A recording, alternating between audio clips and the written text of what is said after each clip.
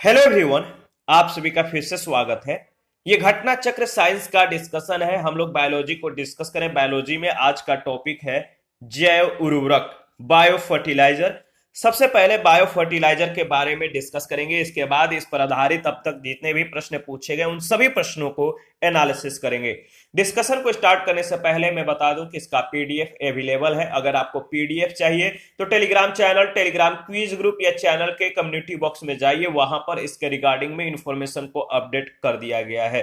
तो चलिए स्टार्ट करते हैं।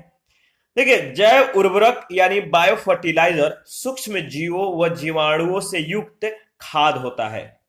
ठीक है, इसमें छोटे छोटे सूक्ष्म जीव, जीवाणु, ये सभी भरपूर मात्रा में मौजूद रहते हैं। इस खाद में मौजूद लाभकारी सूक्ष्म जीवाणु वायुमंडल में पहले से विद्यमान नाइट्रोजन को क्या करते हैं? फसलों को उपलब्ध करवाते हैं।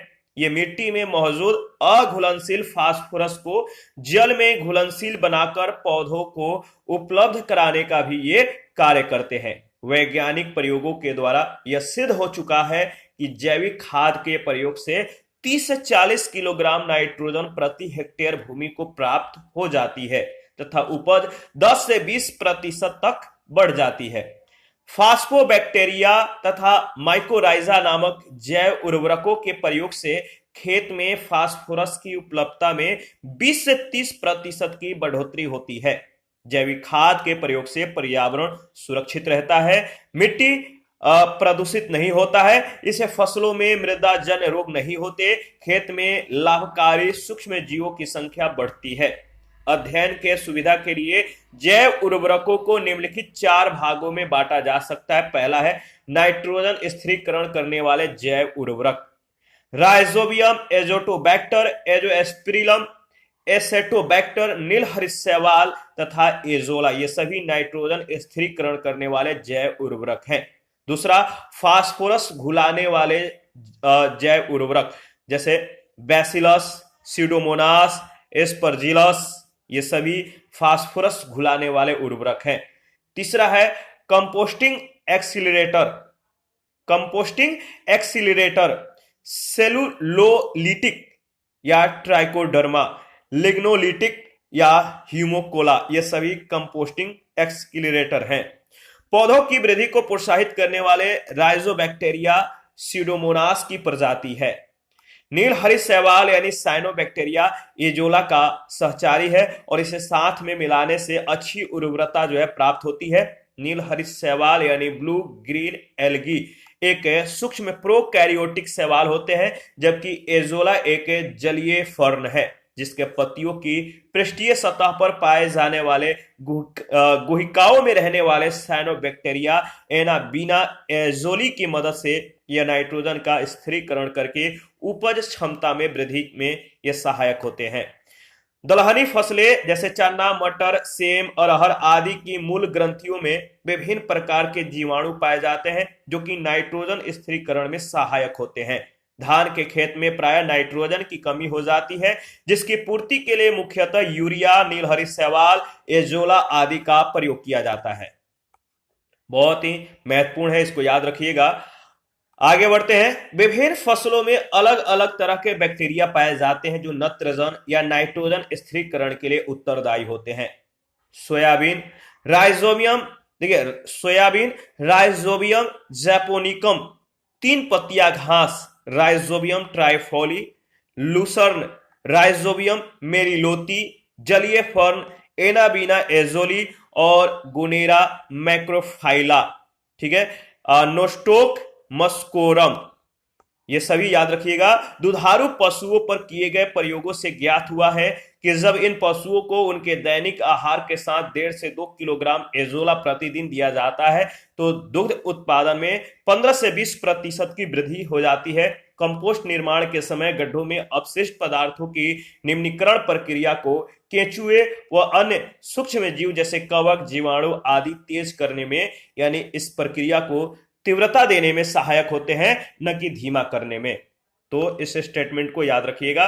इस पर आधारित पहला प्रश्न पूछा गया है कि निम्नलिखित में से किस या किन का उपयोग जैव उर्वरक के रूप में किया जाता है?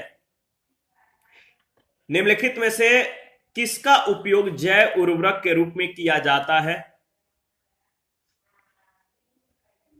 तो इसका सही जवाब हो जाएगा एजोला और नील हरित शैवाल। पहला दूसरा बिल्कुल सही जवाब है, बी ऑप्शन बिल्कुल करेक्ट ऑप्शन है।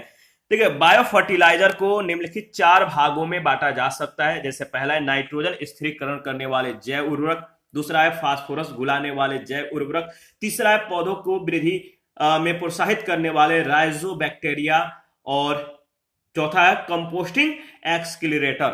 नाइट्रोजन स्थिरीकरण करने वाले जैव उर्वरक में राइजोबियम, एजोटोबैक्टर, एजोस्पिरिलम, एसेटोबैक्टर, नीलहरित शैवाल और एजोला आते हैं। फास्फोरस घुलाने वाले जैव उर्वरक के तहत बैसिलस, स्यूडोमोनास और स्पर्जिलस आता है। कंपोस्टिंग एक्सक्लरेटर के संदर्भ में सेलुलोलिटिक या ट्राइकोडर्मा और लिग्नोलोटिक यानी हीमोकोला ये मतलब कि शामिल है। पौधों की वृद्धि को प्रोत्साहित करने वाले राइजोबैक्टीरिया स्यूडोमोनास की प्रजाति है। इस प्रकार नील हरित शैवाल या ब्लू ग्रीन एल्गी और एजोला जैव उर्वरक है, जबकि अल्फा अल्फा एक प्रकार का फलीदार पौधा है। सेकंड है, निम्नलिखित में से कौन जैव उर्वरक के रूप में प्रयुक्त होता है? नीचे दिए गए कूट का सही प्रयोग करके सही उत्तर का चुनाव कीजिए। तो जैव उर्वरक के रूप में जो प्रयोग होता है, इनमें से कौन कौन सा प्रयोग होता है? तो देखिए, अगर बात करें तो पौधों को वृद्धि में प्रोत्साहित करने वाले राइजोबैक्टीरियम स्यूडोमोनास की प्रजाति है। इसके बाद नील हरित शैवाल और एजोला ये जैव उर्वरक हैं। ठीक है, तो इसमें जो सही जवाब हो जाएगा ऑप्शन में, देखिए ऑप्शन को चूज करना मतलब कि डिफिकल्ट है, मतलब कि डाउटफुल है, तो इसलिए इसे स्टार दिया गया। बाकी आपको समझ में आ गया होगा इसका सही जवाब क्या होगा। निम्नलिखित में से, थर्ड प्रश्न है, निम्नलिखित में से कौन जैव उर्वरक के रूप में उपयोग होता है? निम्नलिखित में से किस में मतलब कि अगर बात करें तो निम्नलिखित में से कौन जैव उर्वरक के रूप में प्रयोग होता है, या इनमें से जो ऑप्शन दिया गया इनमें कौन जैव उर्वरक के रूप में प्रयोग या बायो फर्टिलाइजर के रूप में प्रयोग किया जाता है? तो आपको मालूम है राइजोबियम, नील हरित शैवाल, एजोला यानी उपरोक्त सभी, डी ऑप्शन। प्रश्न संख्या 4 है, निम्नलिखित में से कौन सा एक नाइट्रोजन स्थिरीकरण करने वाले जीव नहीं है? निम्नलिखित में से कौन सा एक नाइट्रोजन स्थिरीकरण करने वाले जीव नहीं है?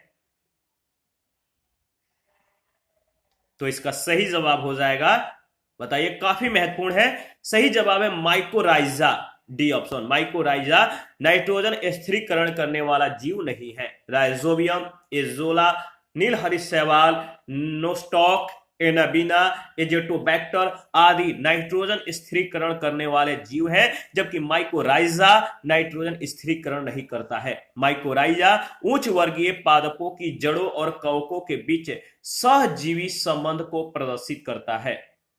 प्रश्न संख्या 5, निम्नलिखित में से कौन एक जैव उर्वरक का स्रोत है? निम्नलिखित में से कौन एक जैव उर्वरक का स्रोत है? इसका सही जवाब हो जाएगा, निम्नलिखित में से जो जैव उर्वरक का स्रोत है वह है आपका, बताइए, कमेंट कीजिए। सही जवाब है एजोला, सी ऑप्शन। प्रश्न संख्या 6 है, निम्न में से कौन एक जैविक उर्वरक है? निम्न में से कौन एक जैविक उर्वरक है? सही जवाब है एजोला, डी ऑप्शन। आगे बढ़ते हैं, प्रश्न संख्या 7 पूछा गया है कि पशुओं, विशेषतः दुधारू जो गो है यानी गौ या दुधारू गाय, इनके अनुपूरक भोजन के रूप में प्रयुक्त जैव उर्वरक कौन सा है? पशुओं, विशेषतः दुधारू गाय के अनुपूरक भोजन के रूप में प्रस्तुत जैव उर्वरक कौन सा है? तो आपको मालूम है एजोला। दुधारू पशुओं पर किए गए प्रयोगों से साबित हुआ है कि जब इन पशुओं को उनके दैनिक आहार के साथ 1.5 से 2 किलोग्राम एजोला प्रतिदिन दिया जाता है तो दुग्ध उत्पादन में 15 से 20% वृद्धि दर्ज की जाती है। प्रश्न संख्या 8 है, निम्नांकित में कौन सुमेलित नहीं है? निम्नांकित में कौन सुमेलित नहीं है? तो देखिए, इसमें दिया गया कि एजोटोबैक्टर जो है जैव कीटनाशी है, ये सुमेलित नहीं है, यानी डी ऑप्शन बिल्कुल सही जवाब है। एजेटोबैक्टर एक जीवाणु है। इसका सबसे महत्वपूर्ण कार्य नाइट्रोजन उपलब्ध के संदर्भ में नाइट्रोजन उपलब्ध कराते हैं पौधों को, क्योंकि यह मृदा में स्वतंत्र रूप से रहकर असहजीवी नाइट्रोजन यौगिकीकरण करता है, नाइट्रोजन फिक्सेशन करता है, जिसका उपयोग पौधे अपनी वृद्धि और विकास के लिए करते हैं। एजोटोबैक्टर जीवाणु स्वतंत्र रूप से रहकर मुख्य नाइट्रोजन यौगिकीकरण करने वाले जीवाणु हैं जो अन्य प्रश्नगत सुमेलित हैं। 9 नंबर है, निम्नलिखित में से कौन सा जैविक नाइट्रोजन निर्धारण से संबंधित है? कौन सा जैविक नाइट्रोजन निर्धारण से संबंधित है? तो सही जवाब हो जाएगा, कमेंट करके बताइए इसका सही जवाब क्या होगा। नाइट्रोजन, जैविक नाइट्रोजन निर्धारण से संबंधित इनमें से कौन सा है? तो सही जवाब है नीला हरा शैवाल। ठीक है, ब्लू ग्रीन एल्गी। नीला हरी शैवाल जलीय पौधों का एक ऐसा समूह होता है जिसे साइनोबैक्टीरिया भी कहा जाता है। क्या कहा जाता है? साइनोबैक्टीरिया। यह एक कोशिकीय जीवाणु है। इस जीवाणु को धान के फसल के लिए वायुमंडलीय नाइट्रोजन को भूमि में संस्थापित कराने के उद्देश्य से उपयोग में लाया जाता है। नील हरित शैवाल प्रकाश संश्लेषण से ऊर्जा ग्रहण करके वायुमंडलीय नाइट्रोजन का भूमि में स्थिरीकरण करता है। प्रश्न संख्या 10, निम्नलिखित किस फसल में नील हरित शैवाल मुख्यतः जैव उर्वरक के रूप में प्रयोग होते हैं? निम्नलिखित में से किस फसल में नील हरित शैवाल मुख्यतः जैव उर्वरक के रूप में प्रयोग होते हैं? सही जवाब है, याद रखिएगा, धान, यानी सी ऑप्शन। देखिए, अगर बात करें तो विभिन्न फसलों में जैव उर्वरक के रूप में सूक्ष्म जीवों जैसे एजोटोबैक्टर, एजोस्पिरिलम, राइजोबियम, नील हरित शैवाल और फास्फेट सोलुबिलाइजिंग बैक्टीरिया का प्रयोग किया जाता है। ये सभी सूक्ष्म जीव विभिन्न प्रक्रियाओं यथा नाइट्रोजन निर्धारण, फास्फेट सोल्यूबिलाइजर एवं पौधा वृद्धि तत्वों के उत्पादन के द्वारा पौधों के वर्धन को प्रोत्साहित करते हैं। नील हरित शैवाल का उपयोग जैव उर्वरक के रूप में नत्रजन आपूर्ति के लिए धान के फसल में किया जाता है। 11 नंबर है, नील हरित शैवाल का उपयोग नत्रजन आपूर्ति के लिए किया जाता है। नील हरित शैवाल का उपयोग नत्रजन आपूर्ति के लिए किया जाता है। इसका सही जवाब क्या होगा? तो नत्रजन आपूर्ति के लिए नील हरित शैवाल का उपयोग धान के लिए किया जाता है, यानी सी ऑप्शन। 12 नंबर है, निम्न में से कौन सा सही सुमेलित नहीं है? जो सही सुमेलित नहीं है वो कौन सा है? ऑप्शन को देखिए, एनालिसिस कीजिए, कमेंट कीजिए, बताइए सही जवाब क्या है। कुछ लोग लगातार कमेंट करते हैं, हमें काफी खुशी होती है। आप लोग जो है लगातार कमेंट करते रहें, अपनी प्रतिक्रियाएं देते रहें और हमें प्रोत्साहित करते रहें। तो देखिए, इसका सही जवाब हो जाएगा एजोला। जो सुमेलित नहीं है, एजोला का संबंध मक्का से दिया गया है, जो सही सुमेलित नहीं है, D option. Azolla, Anabaena, Nostoc, नील हरित शैवाल आदि धान के फसल में नत्रजन स्थिरीकरण को बढ़ावा देते हैं। ठीक है, ये जैव उर्वरक की, नत्रजन मतलब नाइट्रोजन फिक्सेशन, ठीक है, नाइट्रोजन स्थिरीकरण को बढ़ावा देते हैं। ये जैव उर्वरक की तरह कार्य करते हैं। राइजोबियम, लेग्यूमिनिसेरम, मटर यानी पाइसम सेटाइवम की फसल में, जबकि एजेटोबैक्टर गेहूं के फसल में नत्रजन स्थिरीकरण कारक है। ठीक है, नाइट्रोजन फिक्सेशन एजेंट है। सामान्यतः एजोला मक्का की फसल में नत्रजन स्थिरीकरण कारक के रूप में प्रयुक्त नहीं होता है। तो विकल्प डी सही उत्तर होगा। 13 नंबर है, निम्न के साथ मिलाए जाने से एजोला जो एक अच्छा उर्वरक होता है। किसके साथ मिलाने से एजोला एक अच्छा उर्वरक होता है? निम्न में किसके साथ मिलाने से एजोला एक अच्छा उर्वरक होता है? तो याद रखिएगा, नील हरित शैवाल के साथ। ऑप्शन ए बिल्कुल सही जवाब है।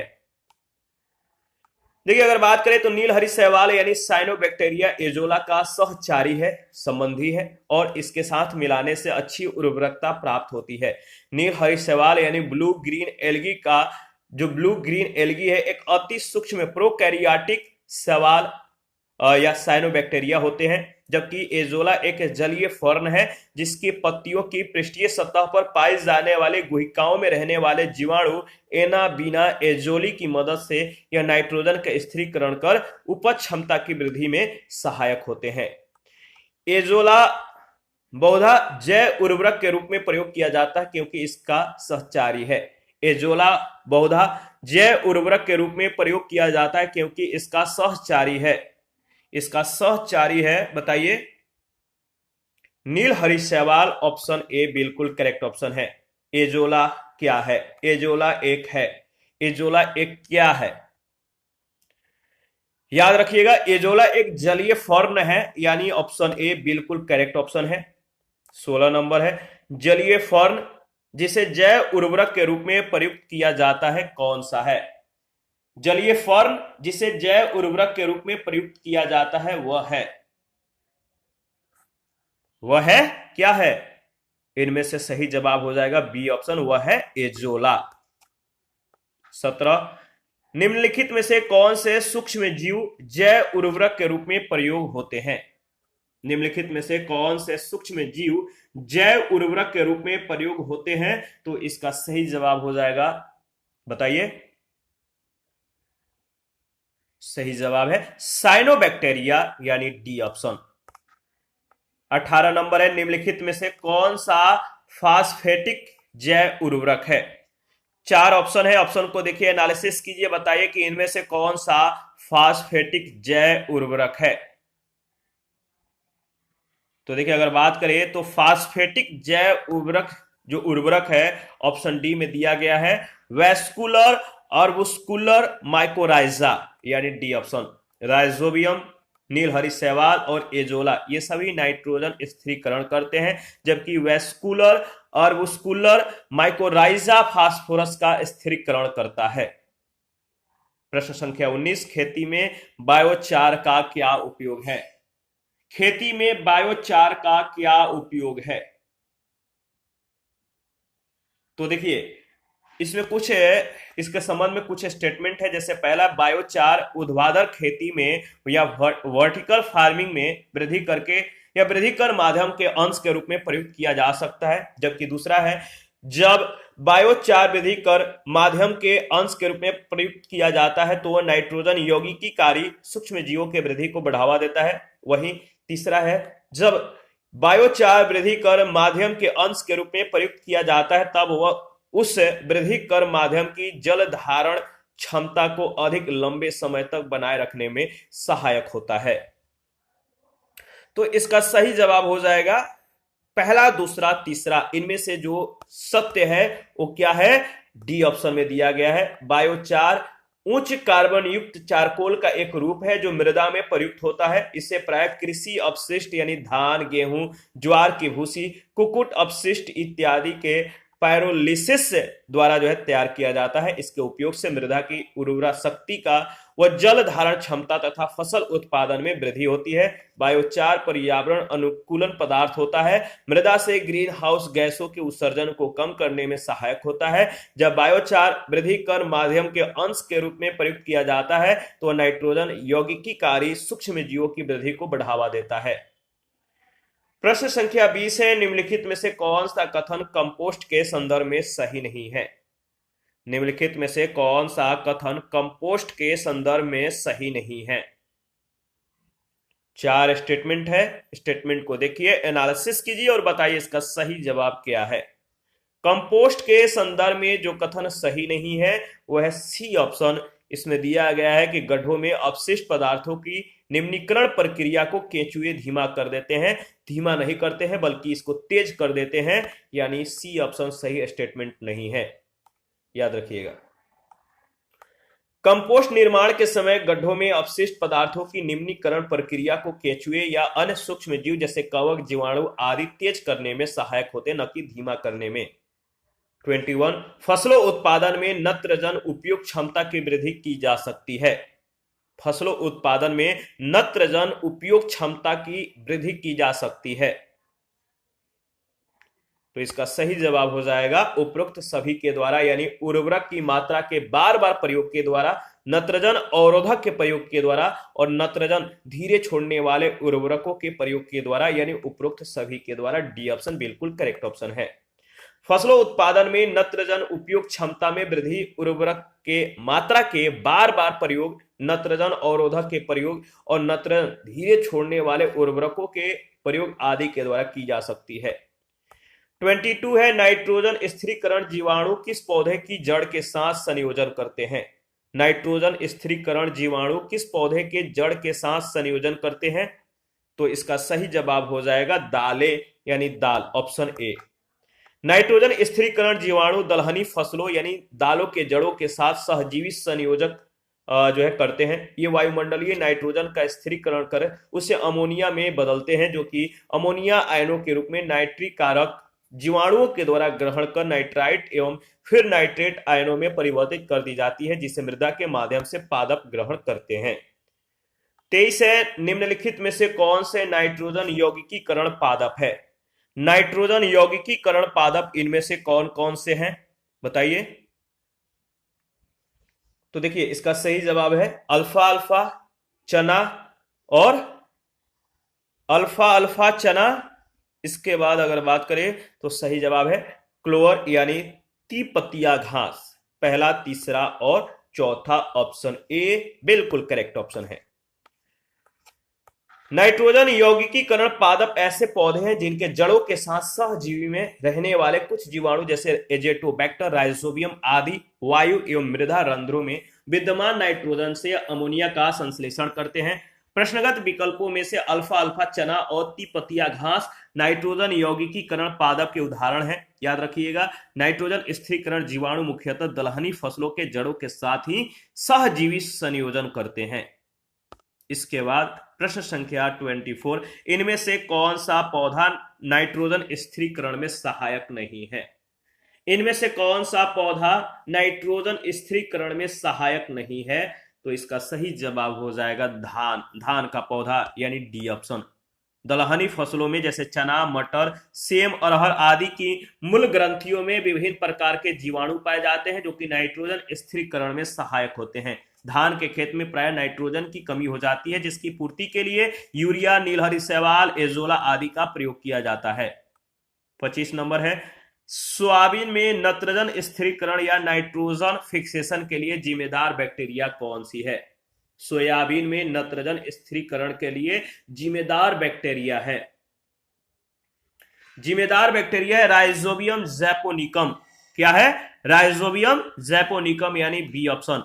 कुछ बैक्टीरिया एवं नील हरी शैवाल वायुमंडलीय नाइट्रोजन को अमोनिया में रेड्यूस करने का कार्य करते हैं। उनमें से कुछ हरे पौधे के साथ सहयोगी या सहजीवी के रूप में जीवित रहते हैं।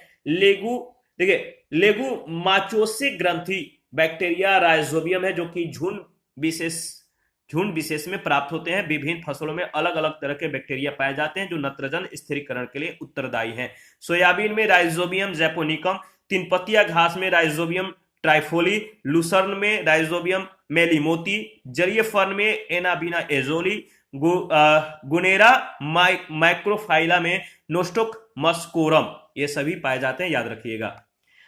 आगे बढ़ते हैं, नेक्स्ट प्रश्न है प्रश्न संख्या 26। लेग हीमोग्लोबिन पाई जाती है। लेग हीमोग्लोबिन किसमें पाई जाती है? तो लेग्यूम मूल ग्रंथियों में। किसमें? लेग्यूम मूल ग्रंथियों में लेग हीमोग्लोबिन पाई जाती है। लेग हीमोग्लोबिन लेग्यूमिनोसी या फेबेसी कुल के पौधे जैसे कि अल्फा अल्फा, सोयाबीन आदि के मूल ग्रंथियों में पाई जाती है। 27 नंबर है, निम्नलिखित में से किस जंतु को भूमि का कृषक या जोतने वाला कहा जाता है? किस जंतु को भूमि का कृषक कहते हैं? तो याद रखिएगा, काफी महत्वपूर्ण है, केचुए। केचुए भूमि के कृषक होते हैं, भूमि को स्वयं जोत देते हैं। ठीक है, केचुए को भूमि का कृषक या जोतने वाला कहा जाता है। ये किसान के सहायतार्थ प्राकृतिक हलवाहों का काम करते हैं। केचुए भूमि में बिल बनाकर इसे खोखली और पोली बनाते हैं, मुलायम बनाते हैं, जिससे इसमें हवा जा सके। यही नहीं, इनसे उत्पन्न पूरी से के रूप में ऊपर आई हुई मिट्टी अधिक उपजाऊ होती है, क्योंकि इसमें केचुए का मल मूत्र मिला होता है। इसी के साथ आज का जो सेशन है समाप्त करते हैं। नेक्स्ट सेशन में मानव शारीरिक एवं क्रिया विज्ञान के संदर्भ में पहला जो टॉपिक है कंकाल व मांसपेशीय तंत्र, इसके बारे में डिस्कस करेंगे। आप अपना प्रतिक्रिया देते रहिए, आपके प्रतिक्रियाओं का हमें बेसब्री से इंतजार रहता है। जिन लोगों ने Telegram channel, Telegram quiz group, Facebook page, Instagram को ज्वाइन नहीं किया, वीडियो के डिस्क्रिप्शन बॉक्स में उसका लिंक है, प्लीज आप लोग ज्वाइन कीजिए, हमें सपोर्ट कीजिए। आपकी सपोर्ट हमारे लिए काफी महत्वपूर्ण है। थैंक यू, मिलते हैं नेक्स्ट सेशन में।